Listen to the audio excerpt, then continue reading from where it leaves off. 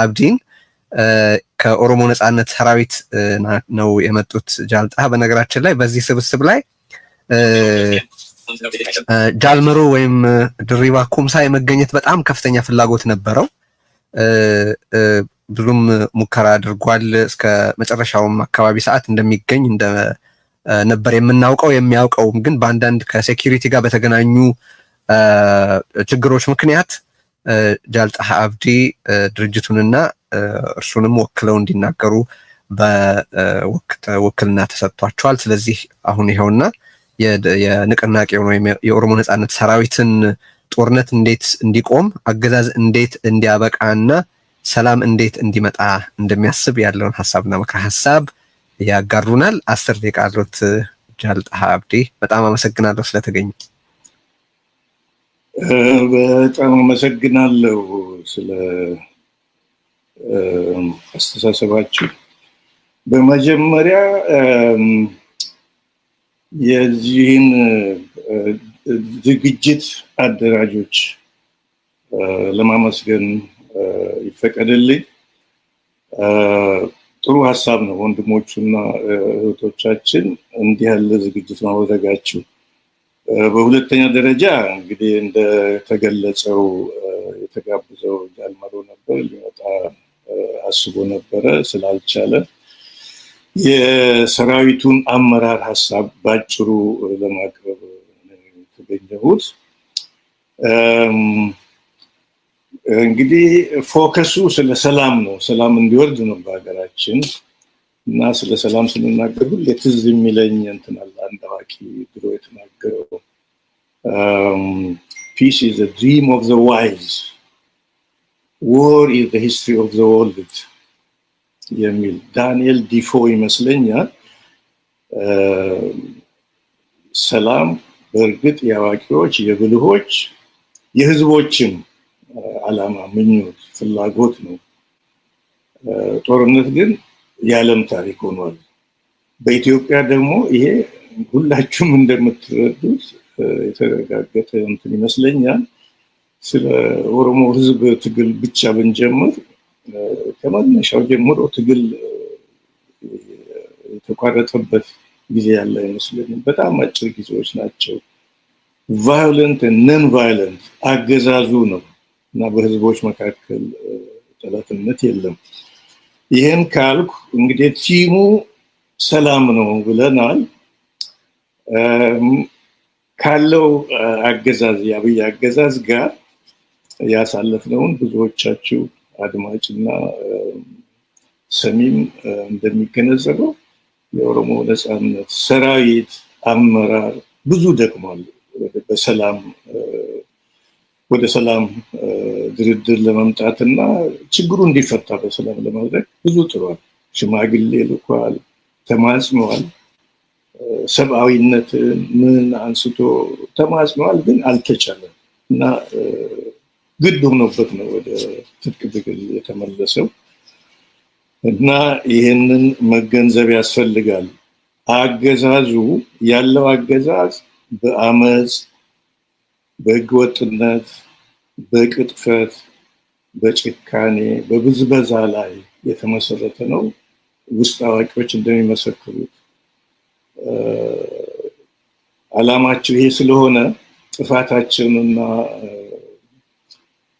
ወንጀላቸውን ለመሸፈኛ የሚጠቀሙበት ስለሆነ ጦርነት ሰላም ልናገኝ አንችልም ማለት ነው እና war is imposed on us። በሌሎችም አካባቢዎች ይሄው ነው የተደረገው።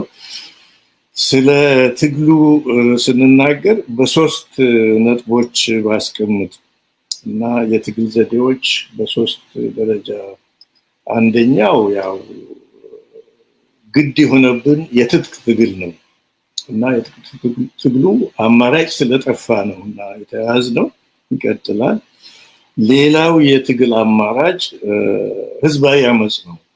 ጭቆና ሲበዛ ቀፎ እንደተነካንን ህዝብ መንቀሳቀሱ አይቀርም። ባለፈውም ጊዜ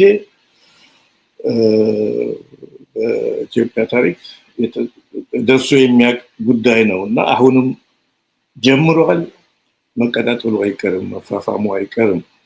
እና የትጥቅ ትግል፣ ህዝባዊ አመጽ፣ በሰላማዊ መንገድ ደግሞ ትግሎችን ማራመድ ለዲሞክራሲና ለነጻነት ለእኩልነት መታገል የሚፈልጉ ኃይሎች ካሉ እነሱም በአንድ በኩል ትግሉን ይቀጥላሉ። እነዚህ ትግሎች ሶስቱ የትግል ዘይቤዎች ተደጋጋፊ ናቸው እንጂ አንዱ ሌላውን የሚተካ አይመስለኝም። በቀላሉ ሲሆን ሰላማዊ ትግል ይመረጣል። የትጥቅ ትግል የሰው ነፍስ ያጠፋል፣ ንብረት ያወድማል። ቢቻል ቢቀር ጥሩ ነበር፣ ግን ኢምፖዝድ ሆናስ ሁላችንም እንደምንመሰክረው እንግዲህ ሶስቱም የትግል ዘይቤዎች ተደጋጋፊ ናቸው፣ አንዱ ሌላውን አይተካም። በአሁኑ ጊዜ ደግሞ በአብዛኛው ስርዓቱ በጣም በጭካኔ የተሞላ ቫዮለንስ ስለሆነ ከትጥቅ ትግል ለመቆጠብ የሚቻል አይመስለኝም በማንኛውም ቦታ እና እንደምናየው በኦሮሚያ፣ በአማራ፣ በልዩ ልዩ ቦታዎች የትጥቅ ትግል የተፋፋመ ነው ያለው። ትግራይም የካይንድ ኦፍ ኖ ፒስ ሁኔታ ነው ያለው እና እየቆሰቆሱ ነው ያሉት። በቫዮለንስ መኖር ስለለመዱ የትጥቅ ትግሉ ሊቀር የሚችል አይመስለኝም በአሁኑ ጊዜ። አንፎርቹኔትሊ መቀጠል አለበት እና ሌሎቹን ትግሎች ለማገዝ እና ለማፋፋም የትጥቅ ትግሉ የሚረዳ ይመስለኛል። ግን ትግሎቹ ችሎታቸውን፣ ስልታቸውን፣ ድርጅታቸውን ማጠናከርና በቆራጥነት የተያያዘ ያልተቆራረጠ ትግል ማካሄድ አለባቸው እና እንግዲህ የትግሎቹ ዘይቤ አንዱ ሌላውን አይተካም እና ተደጋግፈው እንዲቀጥሉ ቀጥለው ደግሞ የዳያስፖራንና የዓለም አቀፉን ህብረተሰብ ድጋፍ እንዲያገኙ ማድረግ ያስፈልጋል። ምናልባት እንደ መጨረሻ ነጥብ ማንሳት የምፈልገው በትግሎቹ መካከል በታጋዮቹ ድርጅቶች መካከል ያለውን ግንኙነት የሚመለከት ነው። ልዩነት አለ ዴፊኒትሊ በአስተሳሰብ የትግሉ ታሪክ፣ እያንዳንዱ የትግል ታሪክ የህዝቦች ብሶት የተለያየ መሰረት ያለው ነው። ልዩነቶች አሉ። ልዩነቶቹ ግን የፖለቲካ ልዩነቶች ናቸው። በህዝቦች መካከል ምንም አይነት ጠላትነት የለም። ይሄ የታወቀ ነው። ስለዚህ ትግሎቹ ድርጅቶቹ እንዲተባበሩ መግባባት ይጠይቃል። መነጋገር ያስፈልጋቸዋል። ካለው አገዛዝና ካለፉትም አገዛዞች ጋር ጊዜ እና ቻንስ ሲገኝ የሰላም ንግግር ተደርጓል።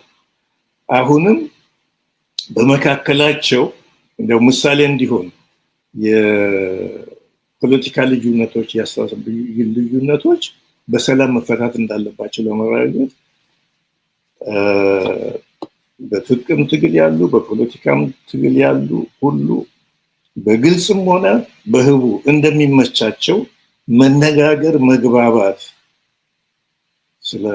ስላለው ሁኔታና ስለወደፊቱ የህዝቦቻችን የህዝቦች እድል መወያየት ያስፈልጋል እና በመሰረቱ የፖለቲካ ችግሮች በሰላማዊ መንገድ እንዲፈቱ በሚል ነው ካለው አገዛዝ እንኳን የምንነጋገረው። በታጋዮች መካከል ለነጻነትና ለዲሞክራሲ በሚታገሉ ታጋዮች መካከል በሰላም የማይፈታ ችግር አለ ብዬ አላምንም። በግሌም ድርጅታችንም ትግላችንም ከድሮ ጀምሮ የማውቀው ይሄ ነው እና ማንኛውንም ትግል መፍታት ይቻላል። ሰላማዊ መንገድ የማይከተል በግርግር በኬዝ የሚያምን በቅጥፈት በህገወጥነት የሚያምን በዚህ ቅጥፈት ለመኖር የቆረጠን ስርዓት ለማንበርከክ የዚህን አገዛዝ ዘይቤ ለማክተም ተቃዋሚ ድርጅቶች መግባባት፣ መመካከር፣ ስልቶቻቸውን፣ ትግሎቻቸውን ማስተባበር የግድ ነው። ልናልፈው የምንችለው ጉዳይ አይደለም። ገሚሱ በግልጽ ሊሆን ይችላል፣ ገሚሱ ህቡ በስውር ሊሆን ይችላል እና አማራጫችን መነጋገር፣ መወያየት፣ የጋራ እቅድ መንደፍ ነው ስለወደፊቱ እና የድርጅታችን የሰራዊታችን አመራር መልእክት ባጭሩ ይሄው ነው ለማለት ፈልጌ ነው። ስላዳመጣችሁኝ በጣም አመሰግናለሁ። በርቱ ለማለት ፈልጋለሁ። ይሄንን ትግል ለጀመራችሁት እሺ፣ በጣም በጣም እናመሰግናለን። በትክክለኛው ሰዓት ነው ግሮን የፈጸሙልን። እንግዲህ አሁንም ቀደም ሲል የጠቀስኩት በጣም ቶት ፕሮቮኪንግ የሆኑ ፎርወርድ ሉኪንግ የሆኑ እንድንነጋገር እንድንቀራረብ የሚያስችሉ ድንቅ መልእክቶች እየተላለፉ ነው። ከዚህ ከመድረክ እየተከታተላችሁ እንዳላችሁት እያልን ያለነው ጦርነት ይቁም፣ ግፋዊ አገዛዝ ያብቃ፣ ሰላም ይምጣ ነው። ሁላችሁም በመላ ዓለም በመላ ኢትዮጵያ ያላችሁ ተከታታዮች፣ ታዳሚዎች፣ ሰልፈኞች ሁሉ ይህንን መፈክር አስተጋቡልን። ጦርነት ይቁም፣ አገዛዝ ያብቃ፣ ሰላም ይምጣ። እነዚህ እርስ በርስ የተሰናሰሉ በየብቻቸው ግንጥል የሆኑ ነገሮች ናቸው። ስለዚህ ሁሉም ተሰናስለውና ተሳስረው መቅረብ፣ መባል፣ መነገር፣ መታሰብ ያለባቸው ነገሮች ናቸው ነው የምንለው። በነገራችን ላይ ይሄ ስርጭት ከ30 በላይ በሆኑ የኢንተርኔት መገናኛ ብዙሃን መሰራጨቱ እንደተጠበቀ ሆኖ በሳተላይት ቲቪ ቅድም በኢሳን እየተላለፈ እንደሆነ ገልጬ ነበር። ያላነሳዋቸው አሉ። መረጃው ስላልነበረኝ ነው፣ ይቅርታ ጠይቃለሁ። በዛራ ሚዲያ እና በአሰናም በኩል እንደዚሁ በሳተላይት ቴሌቪዥን እየተሰራጨ ነው። ስለዚህ በ10 ሚሊዮኖች እየተመለከቱት ነው ብንል አይ ቲንክ መነሳሳት አይመስለኝም። አንድ እሱ ነው። ሁለተኛ በኢንተርኔት ያስቀመጥነው ግብ 100 ሺህ ሰው ቢያንስ በቀጥታ የሚታደመው ወይ የሚካፈልበት በቀጥታ ስርጭት ላይ ባለበት ወቅት 100 ሺህ ያክል ሰዎች የሚታደሙበት እንዲሆን ነበረ። ኦልሬዲ እስካሁን ድረስ ባለው እንኳን እዚህ ሪዮት ላይ ብቻ የታየውን በማየት ሪከርዱን አይ ቲንክ የሰባበር ነው ይመስለኛል። ምክንያቱም እስካሁን ባለው 196411 ሰው የእስካሁኑን የሰልፍ ሂደት ተከታትሎታል። ስለዚህ እኛው ራሳችን ያስቀመጥነው ጎል እዚሁ በአንድ ሚዲያ ብቻ ተሰብሯል። በሌሎች መገናኛ ብዙሃን ያለውን እንግዲህ ስትደምሩት ምን ያክል እንደሚሆን ማሰብ ነው እና ግን ምንድነው የምናደርገው? ከሁሉም መገናኛ ብዙሃን ያሉትን መረጃዎች አሰባስበን በይፋ በዚህ ታላቅ የተቃውሞ በይነመረብ ትዕይንት ላይ በቀጥታ ስርጭት የታደመው ሰው ቁጥር ምን ያህል ነው የሚለውን ይፋ እናደርጋለን በጋዜጣዊ መግለጫም በቀጣዮቹ ውይይቶቻችን ውስጥ። ግን ኦልሬዲ የተቀመጠው ሬኮርድ ተሰብሯል። እኛ የኛም ብቻ ስለምናይ ነው ከውስጥ እንጂ አምሹር በሌሎች መገናኛ ብዙሃንም እንደዚሁ ክብረ ወሰኑ እንደታለፈ ወይ እንደተሰበረ እና ይሄ የተደራሽነት ጉዳይ ነው። በጣም ደስ የሚያሰኝ ነው። ብዙ ዜጎች ተካፍለዋል። መልእክቱ በስፋት ደርሷል ማለት ነውና በጣም በጣም ደስ የሚያሰኝ ነው።